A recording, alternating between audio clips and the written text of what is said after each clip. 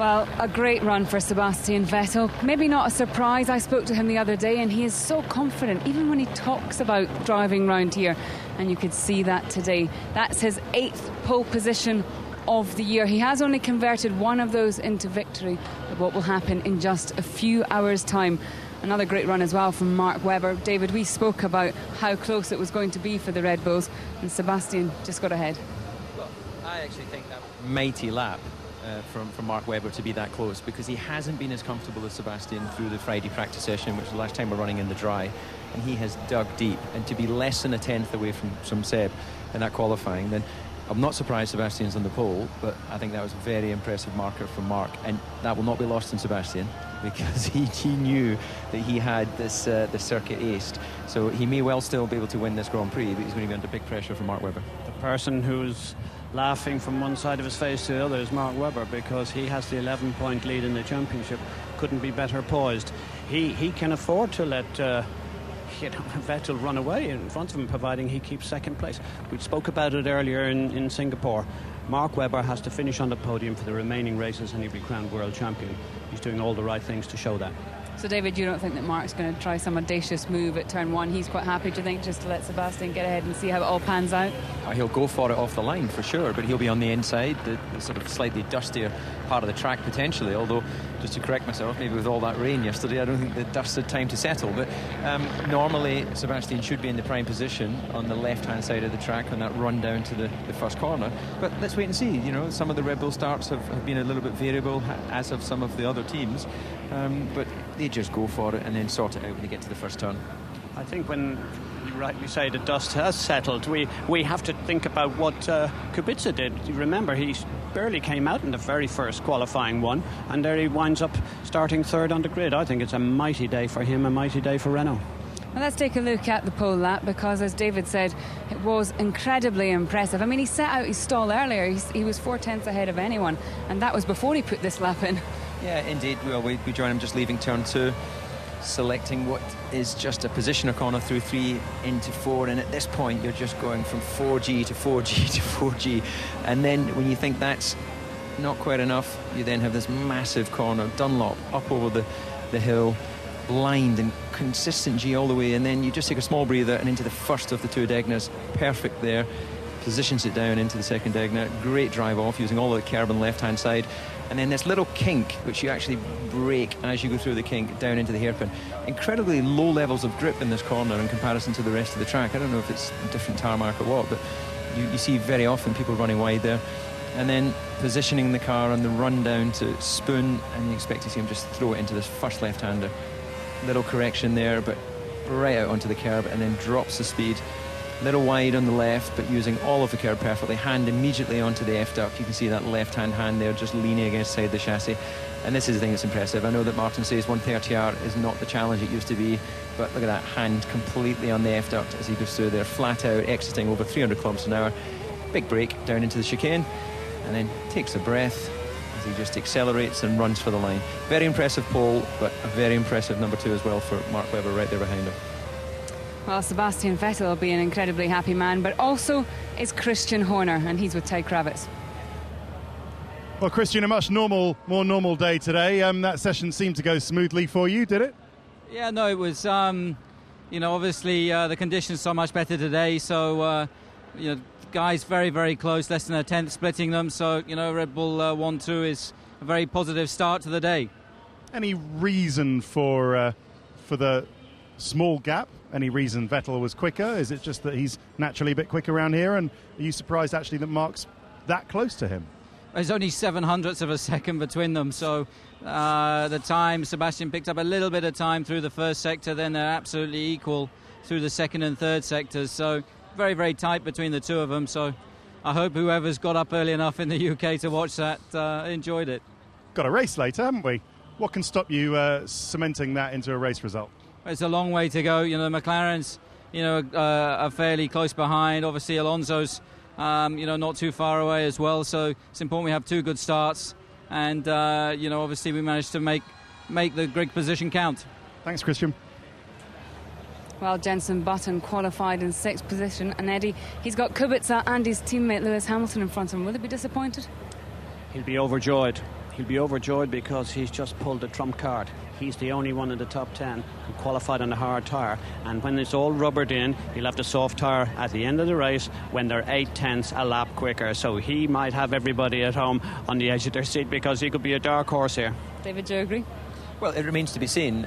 We actually watched qualifying, as you know, in the McLaren hospitality, and John Button, who listens to Jensen's radio, said that he just ran out of tyre at the end of that 2-time, 3-time lap run that he did. So that was always going to be the case, potentially, with the prime tyre, but I agree with Eddie. I think he could be in the pound seat when he gets those options on later in the race. OK, well, we can hear from Martin Whitmarsh now. Well, Martin, interesting splitting your strategies on the tyres. Explain what you've done and why. Well, I think it's clear that the prime tyre will be more durable this afternoon. I think Jensen felt he could get a time in and get near the front on a prime. It was a brave decision, but he felt comfortable on that tyre, and I think he's in good shape now for the race. Obviously, he'll be up in 5th place, the right side of the grid, and he'll be able to run much longer than those on option tyres. So are you convinced it was the right decision, because he's only 6th? Well, actually, he'll be starting 5th, as you know. So... convinced? No, but I think you can never be convinced, but I think it was a reasonable decision. He felt strong on that tyre, felt there was less movement, and we thought it was worth a go. But were you trying to put him on the soft tyre? We all had our views, but I think I think you can always be racy on the pit wall, but I think the engineers made a good call there. Thanks, Martin. So as we can see, Jensen Button qualified 6th. His teammate Lewis Hamilton was 3rd. He, of course, has that 5-place grid penalty for changing a gearbox. But we can now hear from Jensen. So, Jensen, was that a gamble going on to the primes? I don't know. I felt better on the prime. Obviously, when you get more and more option soft tyre rubber down, maybe it doesn't work as well. But I was pretty happy. But I couldn't find any more with the tyre, and I tried to do a 3rd lap, which didn't work. So... looking at it, we should have just done 1 lap on the tyre, and then you save sort of 6 kilos of fuel, which is about 2/10, so a little bit frustrating, really. We should have gone for 1 lap. But yeah, not too bad. I mean, I'll be starting the race from 5th, so on the prime tyre, different strategy to everyone else, so we'll see how it works. Well, that's what I was going to say. I mean, potentially with your teammate moving 5 places down from his position, you go 1 up to 4th. Potentially, it might work to 5th, sorry. It might work tomorrow. Today, even. Today. I keep getting that wrong. Yeah, so we'll see. It's possibly a gamble. I don't think it's a big one. And we'll see what happens. I mean, the soft tyre for us on Friday was very difficult to handle. So we'll see what it's like on the prime. Obviously, everyone else is on the soft tyre, so overtaking is always tricky around here, but we'll give it a good shot. What's the track like today? It's good. It's dry. The wind's in a completely different direction to yesterday. But no, the car's good. The circuit's good and the car's working pretty well around here. Are you looking forward to actually racing in a few hours' time? Yeah, we'll be out there in about 3.5 hours' time, I think it is. So, yeah, looking forward to it. I'll leave you to it. Cheers. Thank you, Jensen. Thanks. Now Jensen just walking down the paddock there, heading back into the garage, David, and he seems very buoyant. Yeah, I think that the interview tells us that he's quite happy with that. He's taken his decision. He knows that qualifying is only 1 step of the weekend, and you count the winners at the checker flag. So, what I think is pretty impressive. He's only 2/10 away from Hamilton, who went out on the option tyre, and the whole top 10 is only covered by a second. This Grand Prix season is getting closer and closer. No surprise with who's on pole, but the rest of the guys are definitely closing the gap to Red Bull. OK, well, we can hear from Sebastian Vettel and the top 3 as well. Thank you. Seb, congratulations, a great lap, and having seen a Ferrari on pole for the last 2 races, I guess that must feel pretty good. Yeah, it's good to change the colours again. So last 2 races were a little bit difficult for us, but all in all, I think we could improve the performance of the car. So we came here with quite some confidence. Obviously, this track is kind of made for us, especially the first sector. Not too many straights, which we do like. So all in all, after the confusion yesterday with the weather and the horrible conditions, it's good that the sun came out, and obviously a great start to the day, but the most important bit is yet to come. Thank you. Congratulations. Mark, it's the 7th front row lockout of the season for Red Bull Racing, and it's your best Suzuka qualifying performance, just 0.068 off pole. Again, a great job. Thanks, yeah. No, it was a good tussle with Seb. Boys did a good job getting the cars ready, and obviously a lot of standing around yesterday, so change program today with you know, a busy day for everyone, but off to a good start with you know, starting on the front row and ready to go from there. Lewis, top 3 for every Japanese Grand Prix you've ever contested, but a 5-place grid penalty means you will start the race from 8th. A lot of work overnight by the team, changing the rear wing on the car. Is this the best position you could have hoped for today? I think so, considering the speed of the Red Bulls. We knew this weekend that they'll be very competitive, and it's not been the best of weekends for us. I must say that the guys back at the factory have been working so hard to bring updates this weekend, and unfortunately one of them we weren't able to use today, which of course would have given us a little bit more time, but I think a fantastic job in it either way, just to get the updates here. And again, unfortunately, the gearbox we had to change after the last race with the collision I had with Mark damaged the drive shaft or the diff. So unfortunately, they didn't know that we hadn't noticed that, and it caused us to have a gearbox change. But nonetheless, the guys did a fantastic job last night, stayed up as late as they could to make sure the car was good. And it was difficult for me to come in today. Obviously, we're only having like 5 or 6 laps on the track through Friday and Saturday. So I feel very happy to come this far, at least. I mean, I'm starting 8th, but from there we can hopefully have a good race. Thank you. Seb, last year you started from pole, you won the race just a few hours' time. The race will start this weekend, just gets crazier and crazier, doesn't it? Yeah, indeed. Obviously, it's a new situation for most of us to do both qualifying and race in one day. So it's a tough day, but I think I had a good sleep last night, and yeah, you know, hoping for the same result as last year. As I said, the car is really fantastic around here, and yeah, I think the running on Friday was very useful. I had quite a good long run, so I'm confident for the race. Start should be fine, starting from the clean side, so we'll see. Thank you. Well done, gentlemen. Well, a very happy Sebastian Vettel, and he claims his 8th pole position of the year with his teammate Mark Webber alongside him. Now we can see Lewis Hamilton there in 3rd, but of course he has that 5-place grid penalty. That means he will start from 8th, so everybody will jump forward a position. Jensen will start from 5th. A good day for Nico Hülkenberg in 10th. Schumacher just crept through. Sorry, he's in 10th. Hülkenberg is 9th. Now you can see Japan's Kobayashi. He starts. Boemi is 18th. Truly is the best of the rest, and it's Japan's other driver, Sakon Yamamoto, who props up the grid. Kobayashi was 14th there. He was even too quick for me when he was standing still on the grid. Not a bad day for Ferrari. For Alonso, for Massa, not so good. He's under pressure. Yeah, indeed, Massa, that's obviously a disappointing day for him. Alonso won't be too disappointed with getting that 4th starting position. Obviously qualified 5th, but moves up. And he's, as we know, he's an attacking driver. So, you know, there's a lot of racing still to be played out here. OK, well, we can hear from Felipe Massa now. Felipe, obviously very disappointing qualifying for you, one would imagine. Tell us what the problems were. Well, I took quite a bit of traffic on my most important lap, and this took me out from the Q3. It was a shame because for sure it would have been the fight, you know.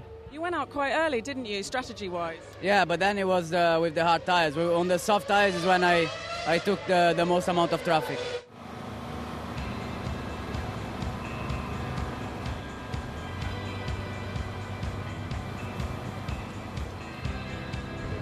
Fernando qualified 5th, but you've got a Renault, a McLaren and 2 Red Bulls in front of you. Was that what was expected from you? Well, I think always difficult to predict what is going to happen in a new circuit coming from Singapore.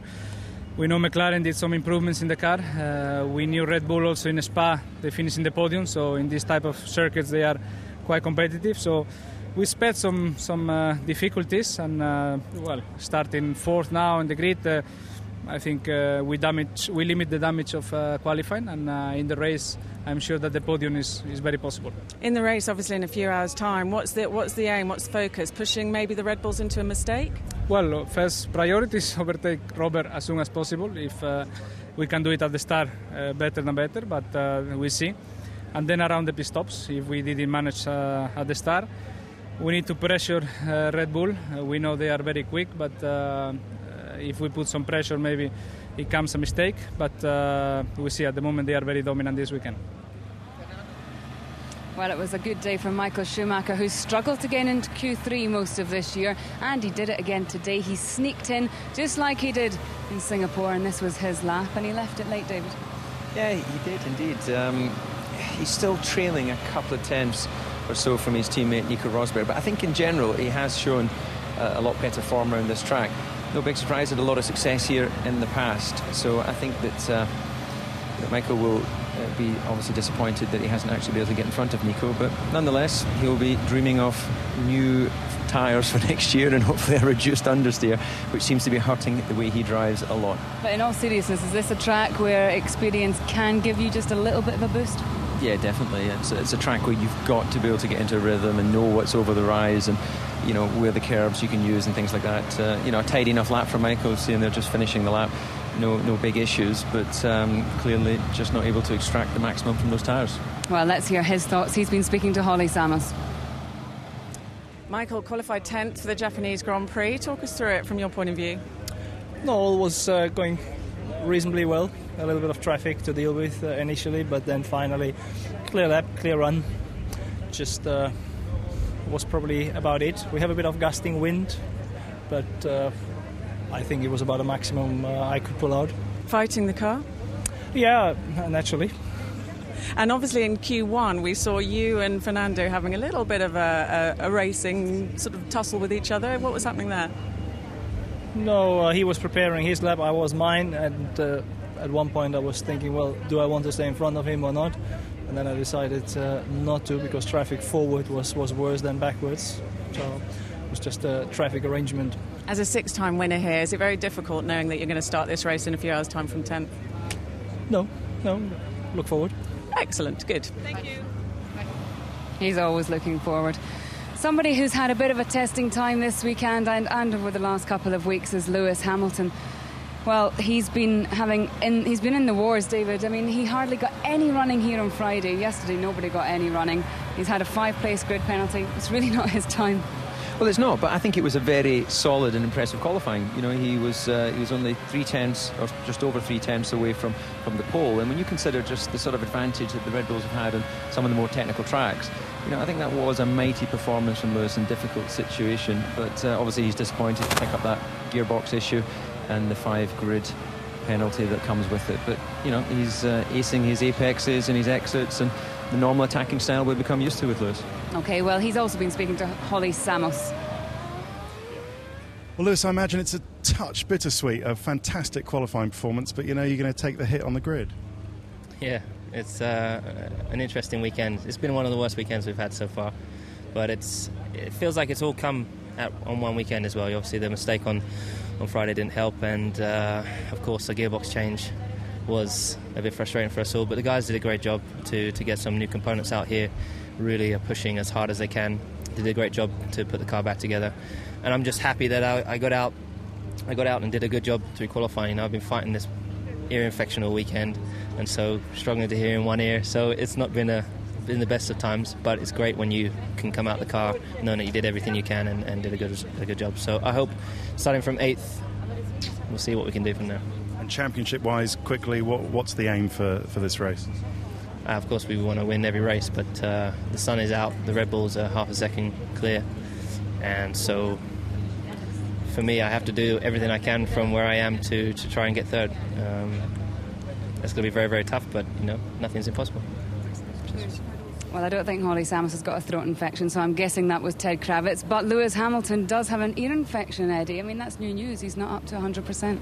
Well, we saw him throughout this weekend. He seemed in fine form, and I'm sure that's not just one of those excuses, but because I think he drove particularly well. This car is clearly not as good as the Red Bull here, and I think he did a sterling job, truthfully. I thought he's on top of his game. He made a couple of mistakes in the last 2 races, but he's made up for that. I don't think that ear infection is, well, it doesn't appear to be slowing him down.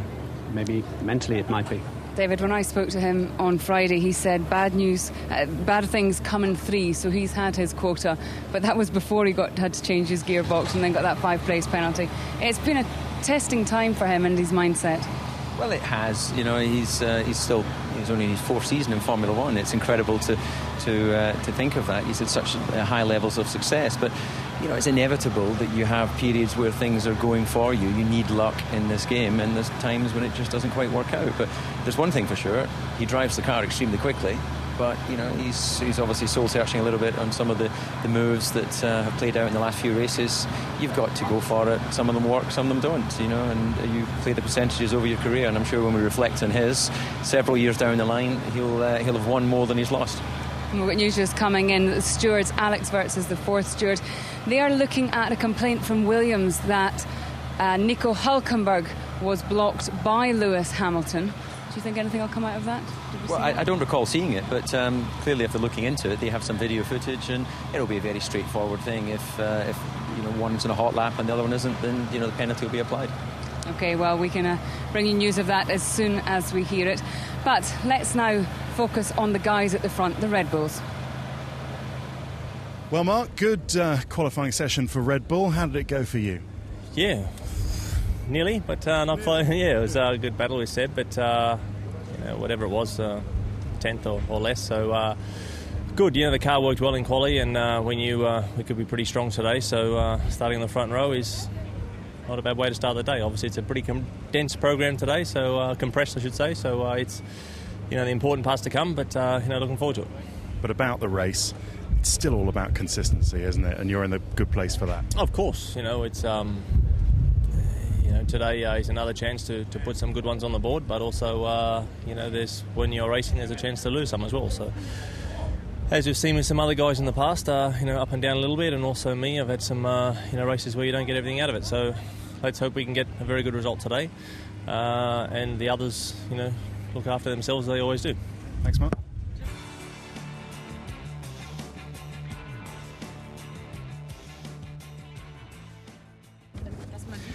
Well, I don't suppose we should be at all surprised, really, that you're on pole. You've been the class of the field all week. Yeah, I think Friday was a good day for us to get into the rhythm, and obviously after yesterday with the horrible conditions, this morning we didn't know what to expect. We were thinking of a wet track, but obviously the sun was very strong straight from this morning, so the track was dry, and the car feels fantastic around here, especially Sector 1. It's always very enjoyable, so all in all I think a good start to the day, but obviously the race is to come. The race is to come. Will anything less than a win, Sebastian, be a failure for you today? You don't think about failures when you go into the race. I'm positive. I think you have to be, and we are here to enjoy. So I think we'll have a nice race this afternoon. The car is all set. Didn't have any trouble, and it felt fine. So it should be good. But championship-wise, you need this win. You want this win. I think championship-wise, it's important to finish ahead of all the other contenders. But we're here to find out. We're here to race, and we've got a lot of races left. So no reason to panic now, and we can only do our best, and that's what we're here for. Thanks, Seb. Well, 2 very happy men, and you heard Sebastian saying that's what they're here for, and they've performed so far. Yeah, they came here confident their car would suit that first sector. All weekend they've been taking several tenths out of the opposition there. Last sector has obviously been the difficult one for them because it's mainly straights and they don't have such good straight line and top end performance, but nonetheless I think that's very strong qualifying, and it ticks the box. They expect it to be on the front row here. Eddie, you can't predict what will happen, but would you be surprised if they didn't do well this afternoon, if they didn't win? It'll be a major blow to Vettel's title hopes.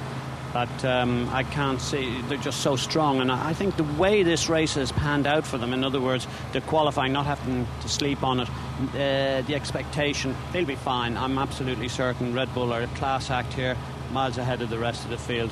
I foresee a 1-2. I think that's a good point, actually, you just said there. The fact that you have qualifying and then straight into the race, you don't have this, change of track that you would normally see overnight. Sometimes you get different temperatures or rain or whatever. They've got a very good indication as to what the race balance will be, albeit, of course, they'll be starting with 160 kilos on board. Well, we haven't mentioned Robert Kubica, and he's had a great day. He qualified in 4th, and with Lewis going back, he'll start from 3rd, and he should be very happy, David. Yeah, I think that was, again, just further confirmation just to the star quality of Robert. He has just got his head down at Renault. He's been getting stronger and stronger in qualifying, and I think they'll be very happy with that. 0.4 of a second away from pole position.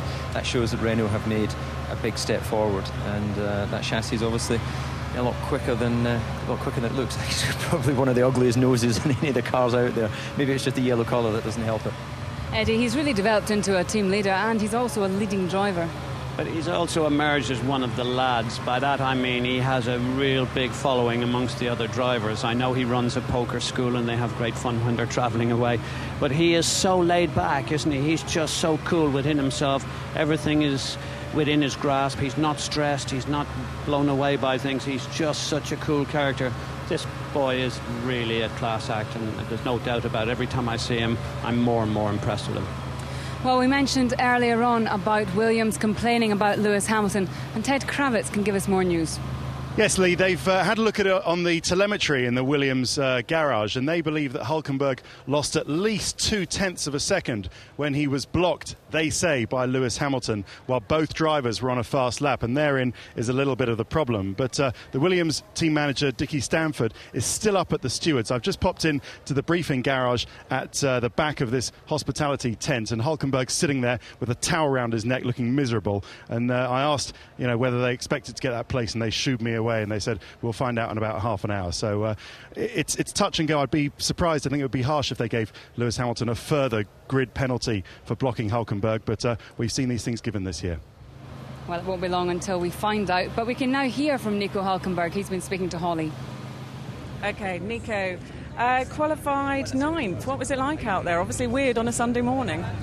Yeah, it's different, but lovely weather, good sunshine. I mean, I enjoyed it pretty much driving here now in the dry. A lovely circuit, and I think done a good job. In Q3, my second lap was a bit, destroyed by Hamilton, who took a massive gap, and therefore couldn't do it. So maybe there was more in it. Is there anything you're going to say, protest, anything like that after the quali? We speaking to Charlie already. I mean, there was no point. I don't understand why he took such a big gap, because there was no car in front of him as far as I could see. And clearly, when I approached the last chicane, he was backing me up a bit, and then the bigger penalty was that I couldn't do my second lap because I was 1 second behind him. And here, you need all the downforce you can get, and if you're 1 second behind the car, it's not going to work.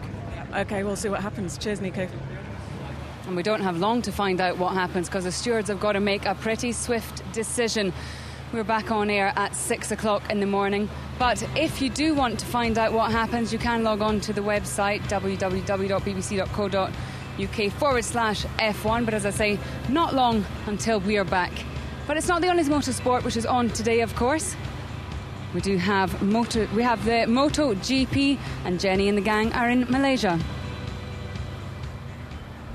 Welcome to a sweltering hot Sepang, where Jorge Lorenzo has taken pole position for the Malaysian GP. He only needs to finish in the top 9, so can he do it? Find out at 8:45 a.m. on BBC Two. Well, guys, don't you two go very far, because we're back on very soon. Looking forward to the race very quickly. Yeah, indeed. I think that I've never seen such a close grid around Suzuka. OK, thanks very much, Eddie, as well. The only decision that you guys have to make is whether to try and get a few hours sleep or to stay awake. But one thing's for sure, after the season we've had, you do not want to miss this race. Thanks for watching. Bye-bye.